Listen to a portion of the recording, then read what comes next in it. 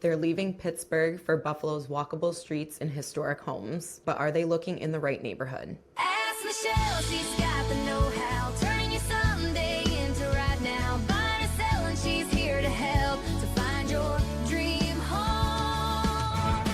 Ask Michelle. Welcome back to Ask Michelle. I'm Michelle Petrie, your Buffalo Realtor. Today's voicemail is from Gregory. Hello, Michelle. Gregory Hartman here. We're relocating from Pittsburgh for my wife's teaching job. We love older homes with character, craftsman, Victorian, in walkable neighborhoods near restaurants and culture. Budget is $350,000 to $425,000.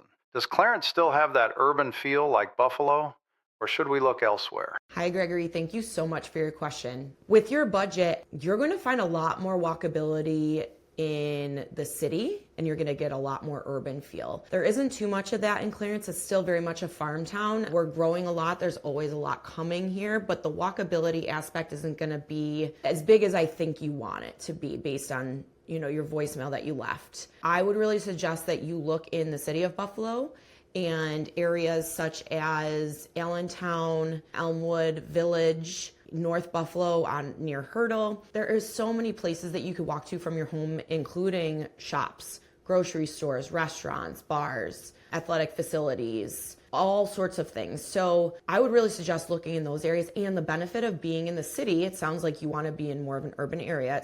The benefit of being in the city of Buffalo and any one of those areas is that taxes are so much less than they are in the suburbs. So I'm talking probably a $300,000 home. Let's say taxes in Clarence are $7,500, $7,000. In the city, it might be $2,000, maybe. So you're looking at a huge difference. And so when we're looking at that balance of $300,000, maybe they budgeted you for $6,000 in taxes. When you drop those taxes in the city, your budget is going to soar now. It might give you more flexibility on a lot larger home, or maybe just a home located closer to where you want to be with that walkability. The city also is going to give you a lot of that character you're looking for. Buffalo is known for its original woodwork, the original buffalo floors in these homes, just so much beauty and character if it's been taken care of well. So if you're going to stick to that $300,000 to $400,000 budget, depending on what area you're looking in, you're probably going to be around, $300 to $400, that's a very large difference,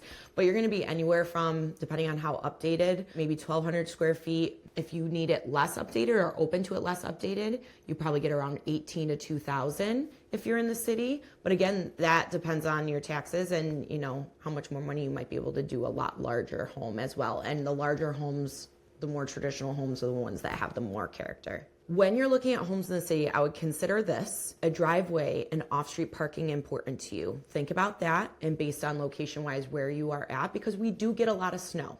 Okay, obviously you get snow in Pittsburgh also, but it is a thing to dig your car out every single time the snowplow comes by on the street if you're street parking only. The other thing I would think about is that when you are looking in the city and you are looking at those much older homes, you're dealing with a lot of unknowns structure-wise, meaning you don't know what's behind that wall. You don't know the details of the plumbing.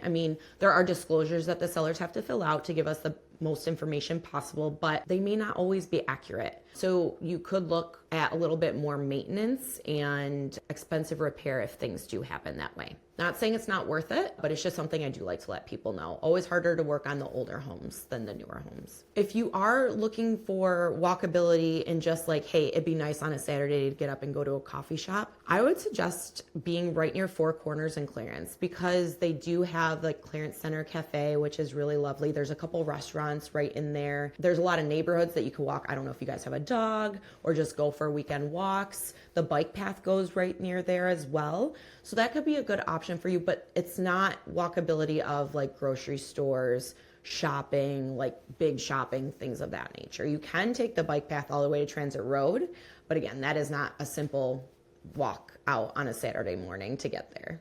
If you wanted more middle ground, maybe not city, but not country, I would suggest if you're looking in those two areas, go right in the middle, go to Williamsville, because the village of Williamsville is right there. They're older traditional homes. They're stunning, gorgeous, a lot of traditional woodwork that you would find in the city anyways. And you do have the walkability of Main Street.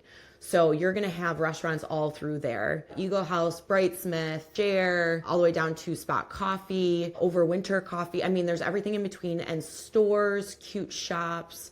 You can get your hair cut, you can get your nails done, you can get froyo, you can get sushi. I mean, everything is right there. My office is there. So Williamsville could be a good option too if you don't necessarily want the city of Buffalo, but you want something that is still walkable and has that old school charm. Thank you so much for your question, Gregory. It seems like you have a lot of options and a lot to consider before your move, and I'm happy to answer any further questions that you have.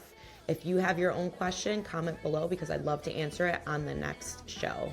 I'm Michelle Petrie, your Buffalo Realtor, keeping tabs on all things Buffalo so you don't have to.